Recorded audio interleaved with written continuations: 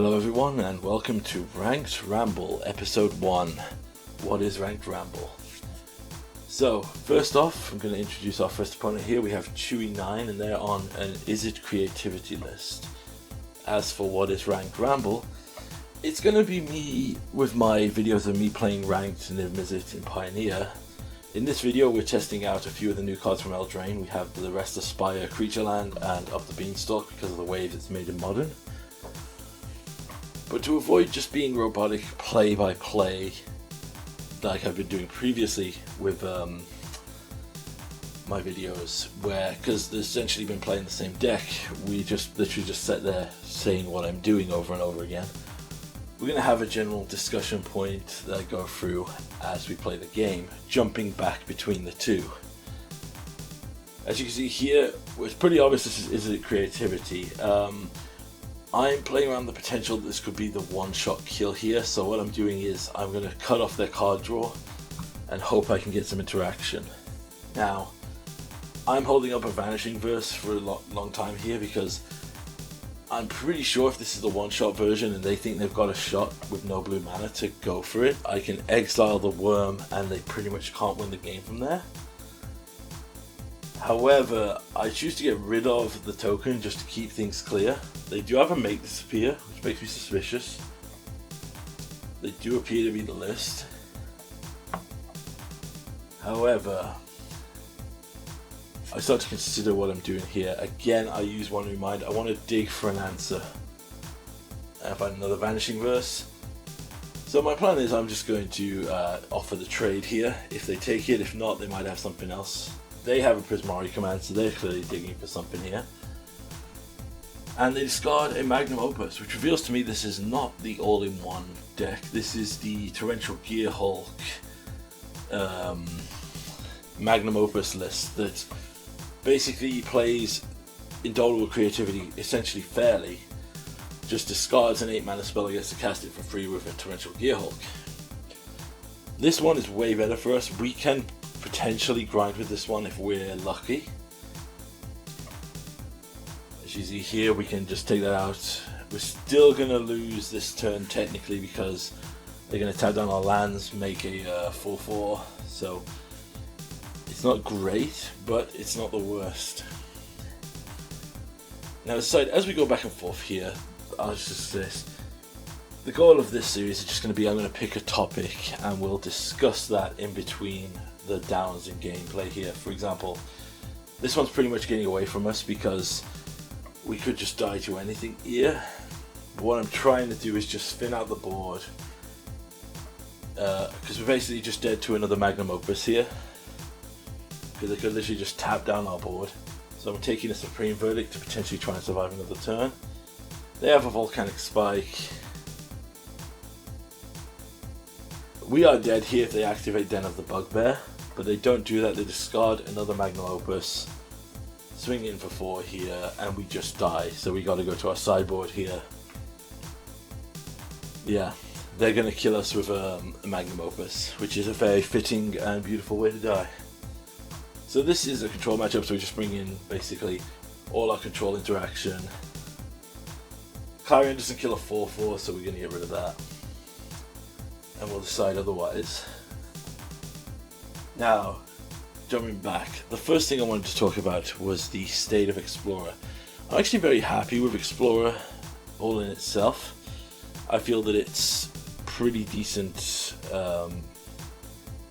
meta at the moment. The one thing I will complain is because of the, well, particularly not so much in ranked but more in casual, because of Arena's inability to effectively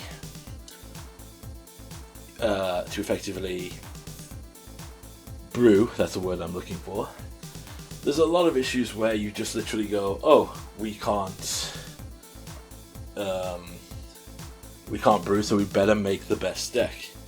Now in ranked, I understand that, you'll always run into the main, but I guess we gotta see what comes out of it. In this matchup we had a great run. As you saw, we went straight up into a Niv, drew it on thing, and drew another veto to control against any removal they have. Also being red, they probably don't have much. As you can see, they concede. So that one went way smoother for us. We countered them and basically we could go shields down because they don't have a one-shot kill for us. Triple Niv in your opening hand is really disgusting. I keep a very sus hand here because I'm thinking that I'll draw another land. And I break the fundamental rule of Magic. If you look at a hand and go, this hand is great as long as I draw X, you're never going to draw X. So this match sadly gets away from us because of a greedy keep. But it happens. I basically put all my premise on having veto here. However, we just get Ruffle Stomp because we can't cast anything and no lands basically. And they also have counters for potential land finding spells. And also, in case you're wondering, the fact they discard the Magnum Opus means that they have potentially something here. They go to attack, swing in with the Goblin, and it reveals to me they have the Shaman. So, match 2 here, we are against Chug, and they're playing a blue-white creature-based tempo deck. Kind of brew thing I've seen.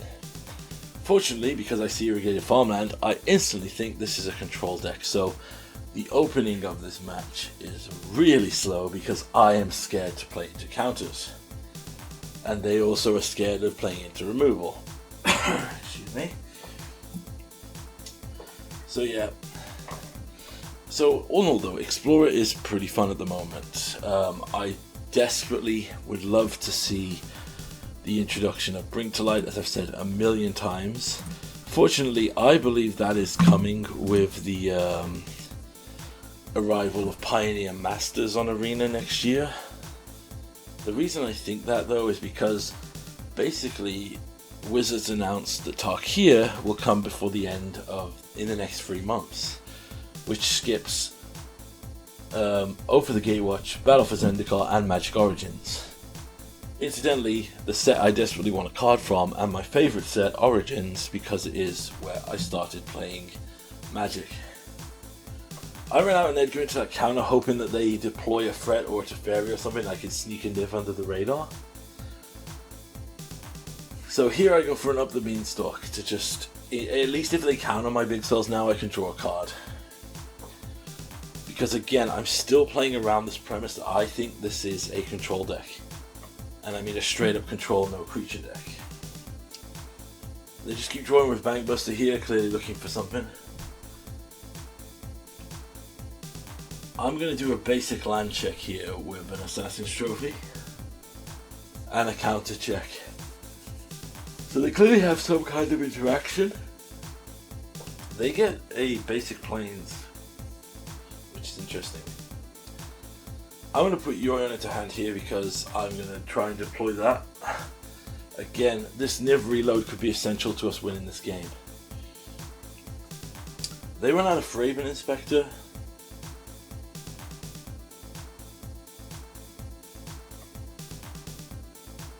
And nothing else happens. So what I'm going to do here, I'm going to Clarion.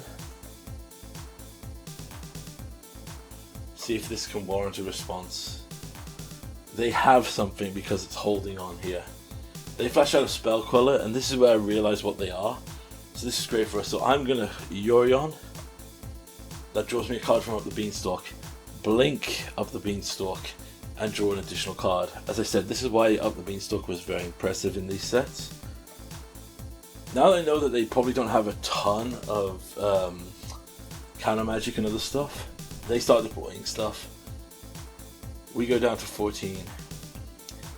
As you can see here, this game really picked up when we realized what everything was. So Clarion, we lose our second Clarion. Crack a land here. I pick up a red because I have now enough to pass Niv-Mizzet. Reload!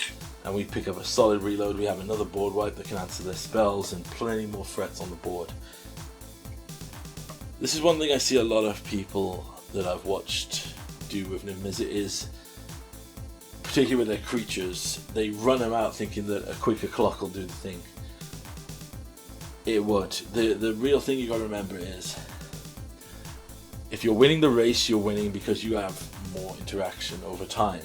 See, look here, they use the Emperor. They get rid of Niv. So now I decide to deploy some threats to win the race. So we get a Leyline Binding here. I'm going to use that. But interestingly, I'm going to use this to get back up the Beanstalk, because I'm going to force their hand here. Now, my reasoning for this is, they can only plus the Wandering Emperor here, which will give their creature an attack. They don't have flyers, so they have to get a removal spell and a flying blocker to stop me from killing the Emperor, which forces them to think more about protecting the Emperor than ending my life. No blocks. We go down to 12. We draw another land here, will shock us down to 10. We'll get a Clophis onto the field just to gain some life back and start exiling some stuff. Go for the attack here with Wandering Mind. We're going to send one of the Emperor. They flash in a Werewolf Bodyguard. Now this is basically an Oblivion Ring that will exile, so I'm going to get rid of the Emperor here. They have a response here, which is interesting. What I am going to do though is force them to use that response. I'm going to cast here my Yorion that they know about. We'll draw 2 cards off the Beanstalk. They go for a Make Disappear here. We draw 2 cards, which gives us some great interaction in the land. I have been absurdly impressed with the Beanstalk here. It's kind of one of these things that we can just leave on the battlefield, gain incremental value, forces our opponent to deal with it, but also just cycles itself, which is really solid. Here's a fun part. So, they spell Queller our Supreme Verdict, which stops it because it's not technically countering it. Now, we draw 2 cards here and play our Niv-Mizzet. Reload! Gives us some fun spells. Now, this is a fun interaction. Opponent draws off their clue, and this is the key point where this game swings. We'll discard down to hand size. So, our opponent goes for a Lay Down Arms. In response, I Tyrant Scorn here to get rid of their Spell Queller. In response to that, they Werefox Bodyguard because they're going to give us back our Wandering Mind, then let it all get blown up by the Supreme Verdict. However, Wandering Mind finds us a Leyline Binding, which is great. At this point, I'm not going to board wipe. They've got 1/2 free, so I refuse the board wipe. We're going to lose the Clophis, but we have 10 power on the board here and a 2-turn clock against them. So I think that is clearly where this match turned around, which was a really solid play here. They're going to just Portable Hole, take away one of the Beanstalks. So now we can just put pressure on here, swing in. They have a Rattle Chains to chump block. Well, they can chump block or trade depending on what they want to do here. They choose to chump. And this is one of the moments I'm talking about. We don't need to deploy anything here. We have pretty much a lethal threat on the board, so don't overcommit and play into your opponent. We can use our removal here just to put the final nail in the coffin. They have nothing on board. We can get back a Beanstalk here just to have more for Leyline Binding if we want to use it, and our opponent concedes. So as you can see here, this was pretty fun. We had 2 different matchups. So we've had a creativity, a creature-based matchup, and we have incidentally a 3rd different matchup. The one thing I'm consistently running into though currently is the Mono Green Devotion deck. It is pretty much the most common matchup I run into. That and Rakdos, if I'm honest. Rakdos I feel though might be a bunch of standard players who are also just traversing into it. Now, in this matchup, they've got a lot of small creatures, so let's get a lot of Fatal Pushes in here. And we'll just decide what else we turn out slowly. I want Mystic Disputes because most of the creatures are blue and we can counter them for 1 mana. Besides that, we're up a game and holding on against Chug. So this match runs pretty smoothly the same. We now know what we're up against, so we just play as we did in turn 1. They mulled down. Tragically, they went for a very interactive hand, thinking that would save them here. Fortunately, we also had a more interactive hand, and our interactive hand eventually leads to a reload. So it's kind of going to just get away from them here. All in all, I was very impressed by the end of this set with Up the Beanstalk. As you can see here, it's in our hand again. I feel like it's maybe going to be something to be considered. I might try it in Pioneer. Pioneer's a different beast at the moment though. The creature lands also came up relevant in a video match I did not record, which was just testing, where it was more of a control matchup, and it basically just came down to me just animating lands over and over again, like old school 2011 Modern.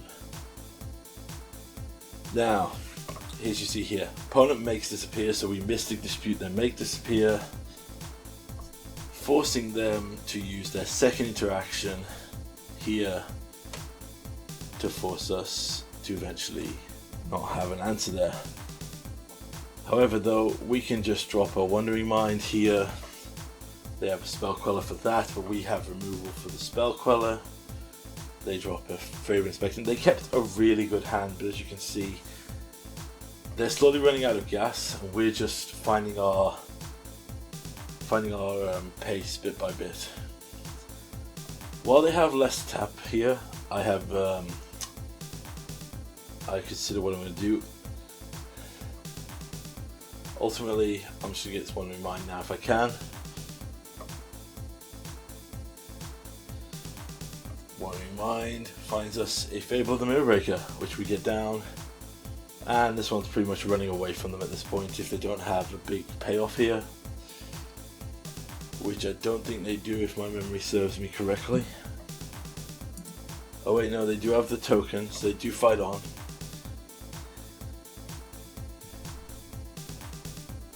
I keep a perfect hand here. And I'm going to run out to Niv, see if they have interaction. They don't, so another solid grab here.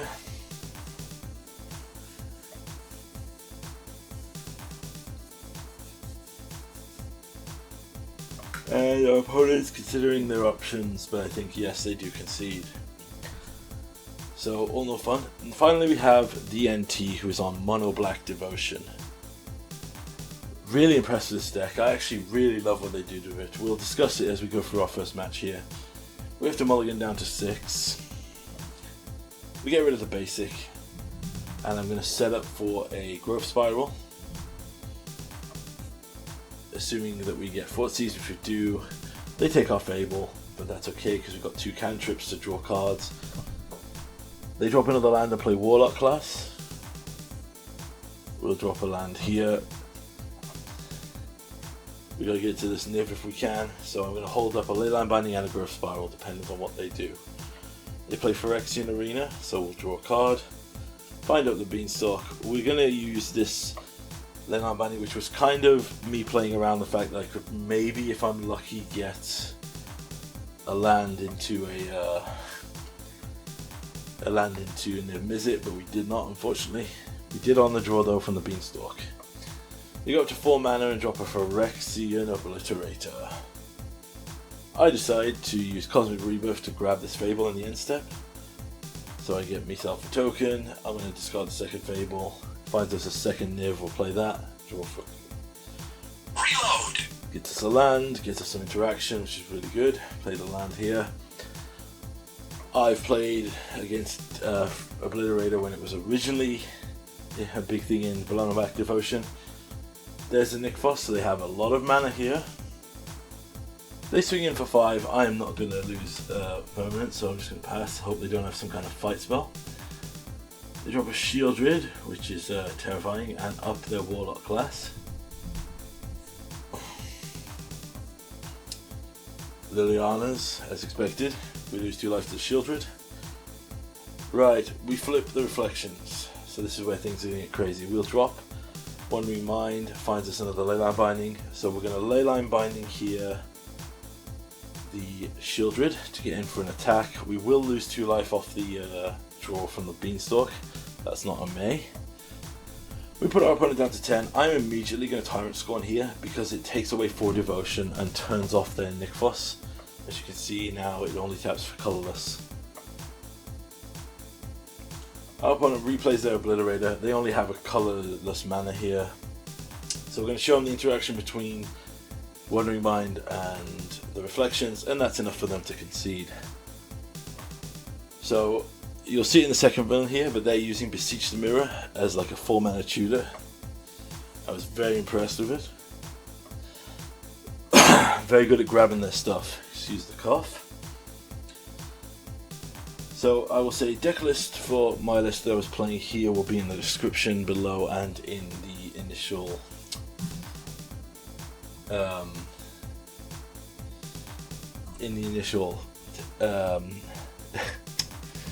my brain's gone dead, and in I already said it in the description below.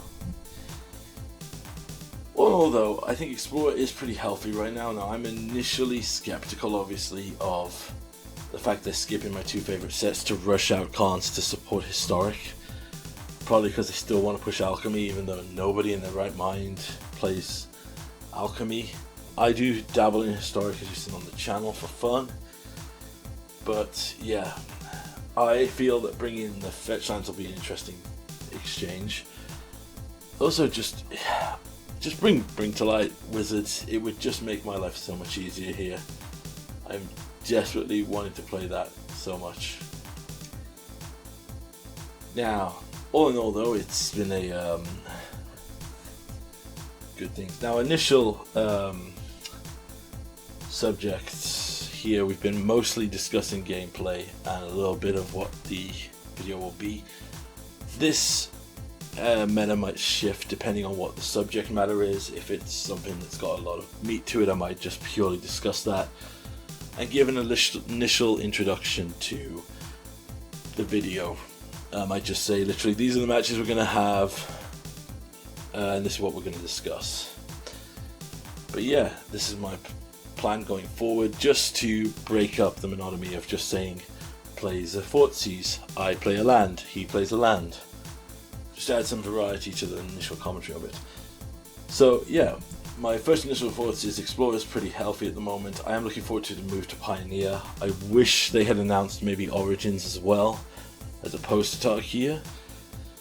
But I think it'll be a good set, Tarkir, either way. There's a lot of fun stuff I remember from the initial Tarkir. There's more big green stuff like Serac, which will give Mono Green Devotion more toys, and more cries will have to come out about it having to be banned. But, you know, all in all, it's been fun and interesting. Opponent goes for Thoughtseize here. Fabled into there. Yep, I remember this line. One of the reasons why I love Cosmic Rebirth so much is it buys back the Thoughtseize things that have been lost, but also it can just reanimate Wandering Minds or Fables, depending on what we need them for.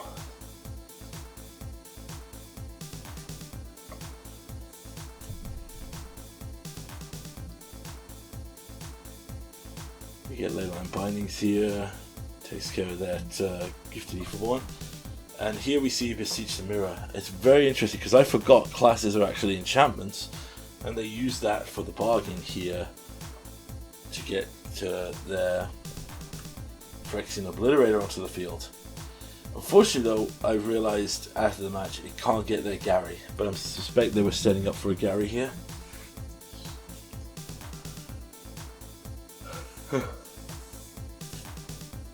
Excuse me. But yes, this is our first match into the old foray here. One misplay I do make here is I end step Vanishing Verse, forgetting they could have a Fatal Push, which they do, which takes out the reflections. But fortunately here, from the treasure we have enough to basically buy Yorion, cast Yorion, draw 2 more cards. So this one sadly gets away from it. So this is our first episode of Ranked Ramble. We're just giving a general discussion of what the format is and how we feel about the current state of Explorer. We'll be back next week with a more another topic. Until then, I hope everyone has a good week.